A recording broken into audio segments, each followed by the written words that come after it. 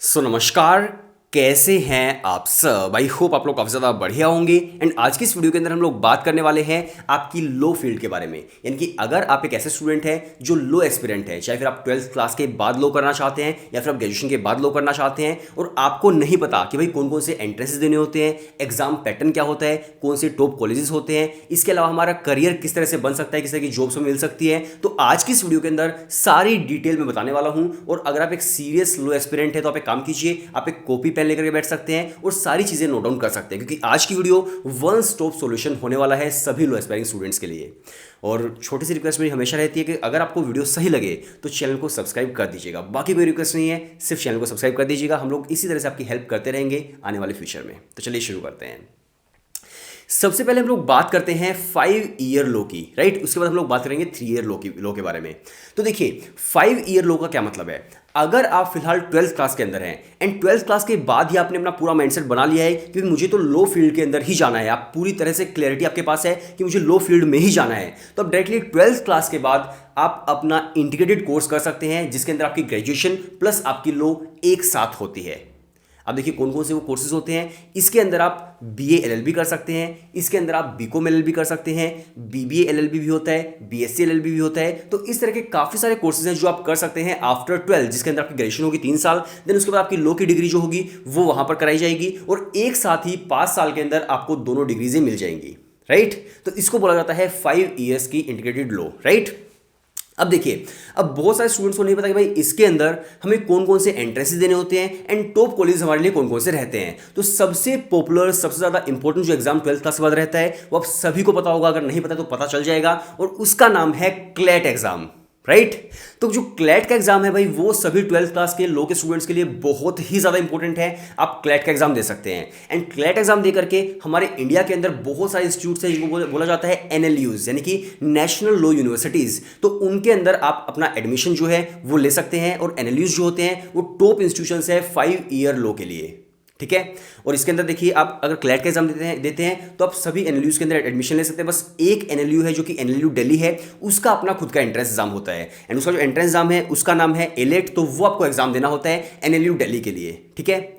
इसके अलावा अगर मैं बात करूं टॉप इंस्टीट्यूट एंड उसके एंट्रेंस एग्जाम के लिए, तो देखिए यहां पर फिर एक एग्जाम है आपका एल सेट, जो कि आपका जिंदल लो स्कूल है सोनीपत के अंदर, उसके अंदर आपका एडमिशन होता है। जो जिंदल लो स्कूल है वो काफ़ी ज़्यादा पॉपुलर है जो सोनीपत के अंदर है, तो उसके अंदर भी आप टारगेट कर सकते हैं उसको भी। इसके अलावा अगर मैं बात करूं तो फिर एमएच लो सेट होता है, वो आप टेस्ट दे सकते हो। इसके अलावा फिर आपका स्लेट का एग्जाम है सिम्बोसिस के लिए, वो एग्जाम आप दे सकते हो। इसके अलावा एक दो एंट्रेंसेज और भी हैं, बट जो इंपॉर्टेंट एंट्रेंसेज और इंपॉर्टेंट कॉलेज थे वो मैंने आपको यहाँ पर बता दिए हैं। इसके अलावा मैं आपको एक दो कॉलेज वैसे बताऊँ तो एक जीएलसी है, गवर्नमेंट लॉ कॉलेज, जो कि मुंबई के अंदर है, वो काफ़ी कम फीस के अंदर काफ़ी बढ़िया रिटर्न्स आपको प्रोवाइड करता है। तो आप उस इंस्टीट्यूट को भी टारगेट कर सकते हैं आफ्टर 12th, ठीक है। तो ये कुछ कॉलेज थे। इसके अलावा एक कॉलेज और भी है आईएलएस लॉ कॉलेज पुणे, तो उसको भी आप टारगेट कर सकते हैं। तो ये कुछ कॉलेज थे एंड एंट्रेंसेस थे जो आप आफ्टर 12th दे सकते हैं। अब इसके बाद हम लोग बात करते हैं कि आपका जो लॉ का एग्जाम है क्लैट एग्जाम, उसका एग्जाम पैटर्न क्या होता है। अब देखिए, आप चाहे कोई भी एंट्रेंस दे रहे हो तो सभी एंट्रेंसेस के अंदर मोस्टली आपको सिमिलर तरह का आपको जो एग्जाम पैटर्न देखने को मिलता है, जिसके अंदर आपका एप्टीट्यूड आता है प्लस आपका लीगल रीजनिंग आता है। ये आपका एग्जाम पैटर्न होता है, मतलब मोस्टली एग्जाम्स का। बट अगर मैं इन डेप्थ आपको बताऊं क्लैट के एग्जाम के बारे में, तो देखिए क्लैट एग्जाम जो होगा आपका वो बेसिकली आपका ऑफलाइन एग्जाम होता है, जिसके अंदर आपको एमसीक्यूज देखने को मिलते हैं। एंड इसके साथ साथ वो जो आपका एग्जाम होगा वो 150 मार्क्स का होगा, जिसके अंदर 150 क्वेश्चन ही आपको देखने को मिलेंगे।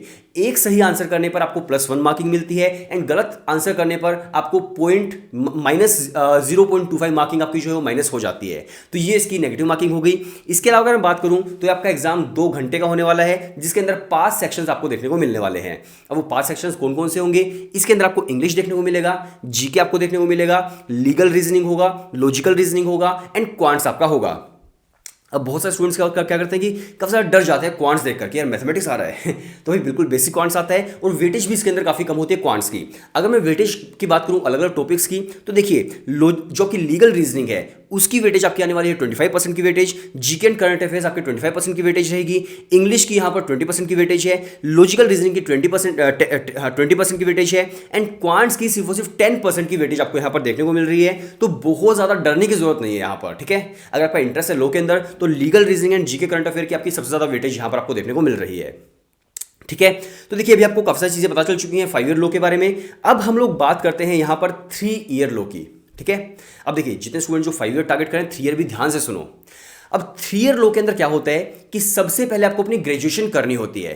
ग्रेजुएशन करने के बाद फिर आप लो करते हैं अपनी 3 साल की, यानी कि इसके अंदर आपको कितना टाइम लगने वाला है, 3 साल की ग्रेजुएशन हो गई प्लस 3 साल की आपकी लो हो गई, यानी कि 6 साल आपको लगने वाले हैं अपनी 3 ईयर्स वाली पूरी लो कंप्लीट करने में, ग्रेजुएशन प्लस लो। बट अगर आप इंटीग्रेटेड करते हैं तो उसके अंदर आपको सिर्फ 5 साल ही लगने वाले हैं। तो मेजर डिफरेंस दोनों में क्या हुआ कि अगर आपका विजन क्लियर था कि मुझे तो लो की फील्ड के अंदर जाना 12th क्लास के बाद, तो 5 साल के अंदर आपने कंप्लीट कर लिया। और अगर आपको लगता है कि यार इतनी ज़्यादा क्लैरिटी मेरे पास नहीं है, क्या पता मेरा इंटरेस्ट किसी चीज़ और चीज़ के अंदर चेंज हो जाए, तो फिर आप अपनी पहले ग्रेजुएशन कर लीजिएगा और ग्रेजुएशन करने के बाद फिर आप 3 साल वाले अपनी जो लो है वो आप कर सकते हैं। और अक्सर स्टूडेंट पूछते हैं कि क्या इनके अंदर कोई भी अपॉर्चुनिटीज़ के अंदर भी डिफरेंस आ जाता है, तो कोई भी डिफरेंस आपको नहीं देखने को मिलने वाला है अपॉर्चुनिटीज़ के अंदर। बस 1 साल का फर्क होने वाला है, इसमें ज़्यादा लगेगा उसमें कम लगेगा। अपॉर्चुनिटीज़ के अंदर कोई भी 1% डिफरेंस आपको नहीं देखने को मिलेगा। जो आगे फर्दर स्टडीज़ आप कर सकते हैं वो दूसरा भी कर सकता है। जो भाई आप जिस तरह की जॉब्स ले सकते हो 5 ईयर्स के बाद, वो 3 ईयर्स वाला भी ले सकता है, बिल्कुल सिमिलर रहने वाला है। बस 1 साल का डिफरेंस आपको वहां पर देखने को मिलता है, ठीक है। तो अगर आप 3 ईयर्स लो करना चाहते हैं आफ्टर ग्रेजुएशन, तो भाई चाहे आपने आर्ट्स स्ट्रीम से हो, कॉमर्स से हो, साइंस से हो, किसी भी स्ट्रीम से हो, कोई फर्क नहीं पड़ता है। तो अगर आप 3 ईयर्स की अपनी लो करना चाहते हैं तो उसके लिए टॉप एंट्रेंसेस कौन कौन से होंगे। सो देखिए यहाँ पर पहले DU LLB है, फिर BHU के अंदर भी लो होती है। और पहले इनके एंट्रेंसेस अपने अलग हुआ करते थे। DU LLB का DU LLB एंट्रेंस था, BHU का BHU UT नाम से एक एंट्रेंस था। बट अभी आप सभी को पता है भाई CUT PG नाम से एक एंट्रेंस एग्जाम आ गया है, तो वो एंट्रेंस आपको देना होता है। एंड उसी एंट्रेंस के बेसिस पर आपको DU LLB के अंदर एडमिशन मिलता है, जो कि भाई 3 ईयर्स लो के अंदर टॉप इंस्टीट्यूट है, राइट। और DU LLB के अंदर काफ़ी ज़्यादा सीट्स भी होती है, वहाँ पर ऑलमोस्ट मुझे लगता है शायद 1800 के समथिंग सीट्स हैं। तो अगर आप अच्छे से पढ़ाई करते हो तो एडमिशन होने के चांसेस भी थोड़े से ज़्यादा होते हैं DU के अंदर। तो आपको भाई CUT PG जो होता है तो आपको टेस्ट देना होता है, उसके बेसिस पर आपको DU के अंदर भी एडमिशन मिलता है एंड BHU के अंदर भी आपको एडमिशन मिलता है। इसके अलावा अगर मैं बात करूँ फिर और कौन कौन से एंट्रेंसेस हैं, तो देखिए AIAT एक एंट्रेंस एग्जाम है जो कि सिम्बोसिस के लिए होता है। तो सिम्बोसिस में आप 3 ईयर्स की लो जो कर सकते हैं इस एग्जाम को दे करके। इसके अलावा अगेन वही जो पहले वाला एंट्रेंस था LSAT, जिसके थ्रू आप जिंदल स्कूल्स में जाते हैं सोनीपत के अंदर, तो वो आप दे सकते हैं, वो 3 ईयर्स के लिए भी होता है। इसके अलावा फिर आपका गवर्नमेंट लॉ कॉलेज मुंबई है, MH सेट लॉ जो आपका एग्जाम है वो देना होता है। इसके अलावा ILS कॉलेज पुणे जो है वो आपको देना होता है। इसके अलावा यूनिवर्सिटी लॉ कॉलेज है जो कि भाई आपका हैदराबाद के अंदर है, वो आप टारगेट कर सकते हैं। तो यही कुछ सिमिलर आपके कॉलेजेस हैं, सिमिलर एंट्रेंसेज हैं, बट कुछ एंट्रेंसेज डिफरेंट यहाँ पर आपको देखने को मिल रहे हैं 3 ईयर्स एंड 5 ईयर्स के अंदर।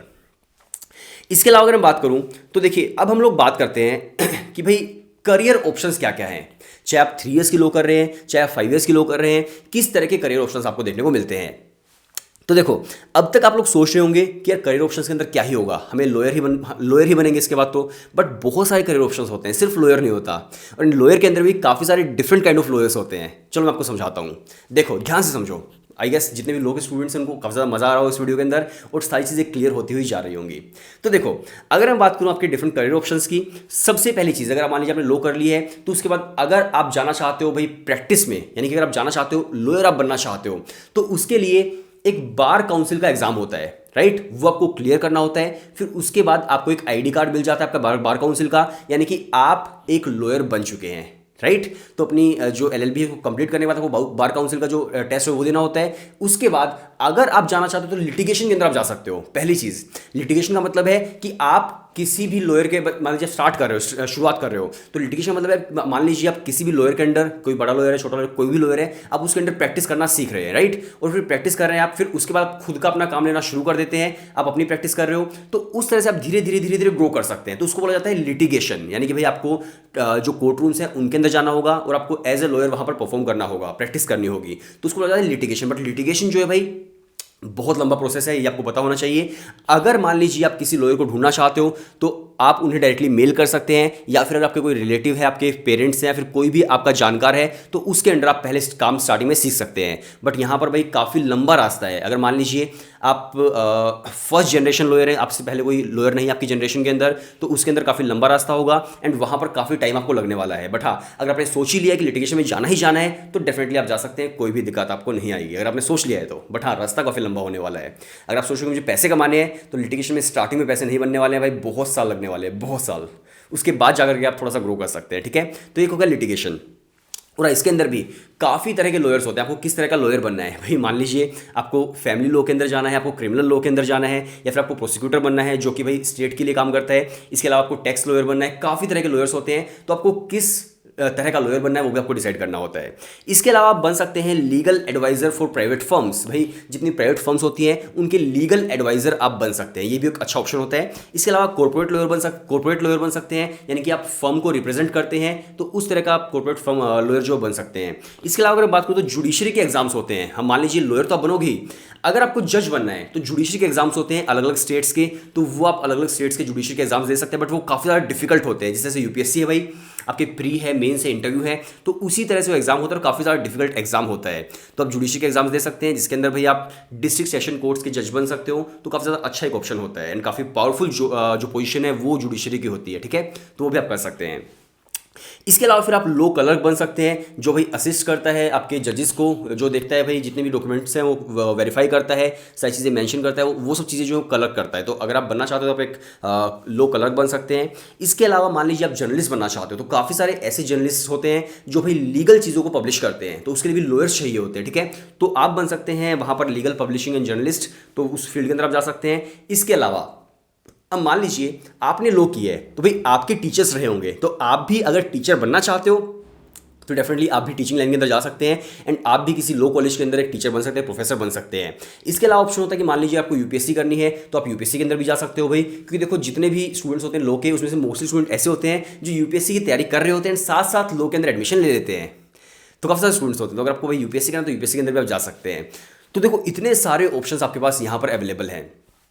अब आपको बहुत सारी चीज़ें पता चल चुकी हैं, 3 ईयर्स लॉ के बारे में, 5 ईयर लॉ के बारे में, क्या क्या ऑप्शंस यहाँ पर, एग्जाम पैटर्न किस तरह का है, कौन से इंस्टीट्यूशंस हैं और किस तरह कौन से एंट्रेंसेस होते हैं। आई गेस जितनी भी जानकारी थी वो आपको इस वीडियो के अंदर मिल गई होगी। अगर कोई ऐसी जानकारी जो आप जानना चाहते हो कि यार ये मुझे नहीं पता चला, तो कमेंट्स के अंदर बताइएगा, उसके लिए भी हम अलग से वीडियो बना देंगे।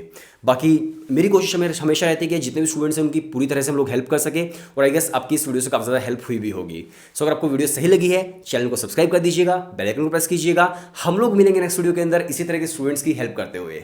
सो मिलते हैं, तब तक के लिए बाय बाय एंड टाटा।